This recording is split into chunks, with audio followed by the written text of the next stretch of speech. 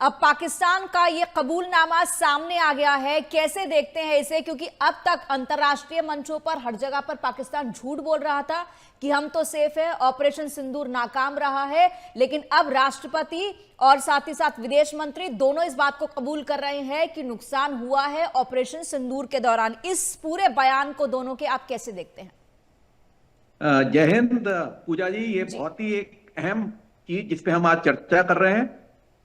एक ऑपरेशन सिंदूर जो कि 4 दिन में खत्म हुआ था, 7 तारीख से लेकर 10 तारीख के बीच में, मई में, और 10 भी अर्ली मॉर्निंग या शाम को 5 बजे सीज फायर का कॉल आउट किया गया था। जी। इस ऑपरेशन की चीख दर्द 8 महीने बाद भी पाकिस्तान से उनके जो शीर्ष नेतृत्व है, प्रेसिडेंट है, डिप्टी प्राइम मिनिस्टर इशक डार, इनके अंदर से निकल निकल कर आ रहा है।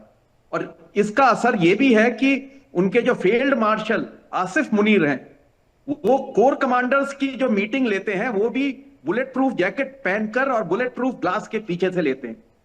पाकिस्तान ने एक बहुत अच्छा नैरेटिव बिल्ड करने की कोशिश करी थी 10 मई के बाद कि हमारी जीत हुई है, हमने हमारे 5 से 7 हमारे फाइटर्स राफेल को गिरा दिया और हमारे पूरे बेसिस पर all along the western border, जो हमारा पश्चिमी बॉर्डर है, उस पर उन्होंने अटैक किया और हमें एग्रेसर हैं और हमने एक गलत फैसला लिया।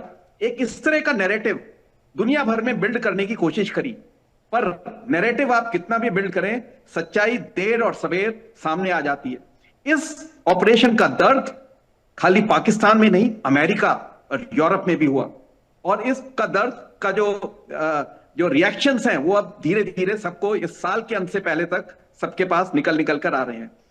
हमने बहुत संयम रखते हुए पहले हमने उनके जो टेररिस्ट कैंप्स थे, 9 के 9 टेररिस्ट कैंप को तबाह किया। उन्होंने उसको रिटेलिएट किया, और उन्होंने क्योंकि रिटेलिएट किया, एक एयर बैटल लड़ी गई थी जिसमें कि करीब 140 हवाई जहाज, फाइटर एयरक्राफ्ट, जिसमें 72 हमारे थे और करीब 40-44 उनके थे, उनके बीच में दोनों बॉर्डर के मतलब इसको बोलते हैं बीवीआर, बियॉन्ड विजुअल रेंज, एक युद्ध हुआ था। हमने उनका काफी नुकसान पहुंचाया, लेकिन उन्होंने क्योंकि इसको एस्केलेट करने की कोशिश करी, एस्केलेट का मतलब उसको बढ़ाने की कोशिश करी, इसका हमने भरपूर जवाब दिया। और जवाब इतना था कि डोनाल्ड ट्रंप ने 5 बजने से पहले ट्वीट करके कहा कि मैंने ये युद्ध रुकवा दिया, क्योंकि इसका मैंने बताया ना, दर्द खाली पाकिस्तान को नहीं हुआ, अमेरिका को भी हुआ। जो हमने 11 उनके बेस डिस्ट्रॉय किए थे, उनको बहुत नुकसान पहुंचाया था।